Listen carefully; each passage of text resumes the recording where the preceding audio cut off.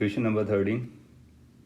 It reads a particle of mass capital M is equal to 0.2 kg is initially at rest in the xy plane and the coordinate is x and y, where x is minus L, y is minus h, L is 10 meter, h is 1 meter. The particle is accelerated at equal to 0 with a constant acceleration is equal to 10 meter per second square along the positive x direction. Its angular momentum and torque with respect to origin and SI unit are represented as L and tau respectively. I cap, J cap, K cap are the things that we know, and this relation we already know. We need to answer these things. So let's say this is xy plane, the screen is xy plane, this is x coordinate, this is y coordinate, and the origin is there. Now particle is initially at minus L comma minus h, that is minus 10 comma minus 1. So this is minus 10, this is minus 1. So let's say particle starts from here, this location. This is the scenario when the t is equal to 0. And here you are giving the acceleration in the positive x direction, and that acceleration is a. A is 10 meter per second square. So this particle is going to be moving on a straight line, simple straight line with a constant acceleration case. Good. Option A says particle arrives at another location which is L comma minus h at t equal to 2 seconds. So we need to just check whether this statement is correct. So let's consider the kinematics of this particle. A option. U is going to be equal to 0 at t equal to 0, and the acceleration is 10 meter per second square. Yes.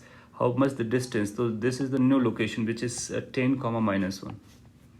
So how much the displacement has taken place? So displacement is 10 plus 10, that is 2 into 10, which is 20 meter. And since the acceleration was constant, so it's a basic kinematic equation. S is equal to ut plus half a d square is going to work. U is 0, so t is going to be under root 2s by a. S is 20, so that's 40 by 10. So that's root 4, that is 2 seconds. That says indeed the particle will reach at this location in 2 seconds, which the option A says. Hence option A says correctly. We will mark it as a correct response. Now come to the option B. It says the tau value is going to be twice k cap when the particle is passing through the point that we just considered, this point. Now torque has to be calculated from the origin, and we know the torque definition is r cross f. R is going to be the position vector of this location.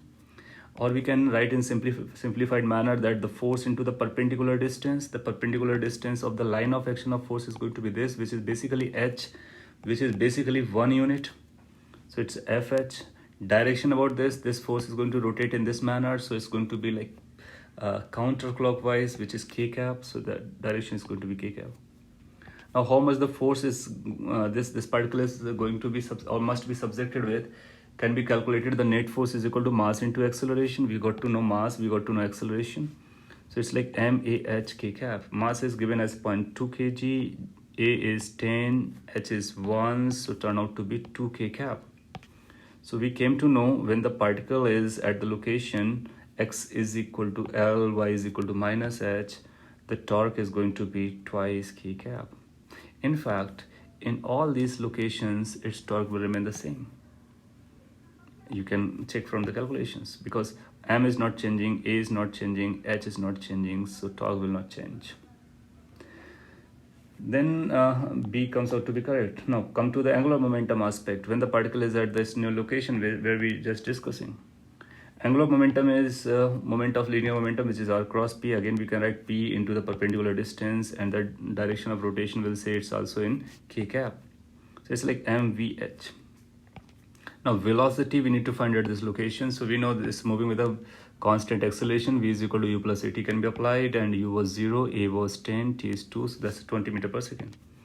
So it's going to be mass 0.2, velocity 20, h1 turn out to be 4k cap. And that's what the option C says, hence option C is also correct. Option D says tau is equal to k cap when the particle is crossing this this axis, y axis.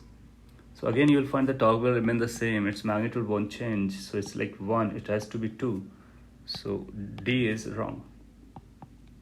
Hence options A, B and C are the correct responses. Thank you.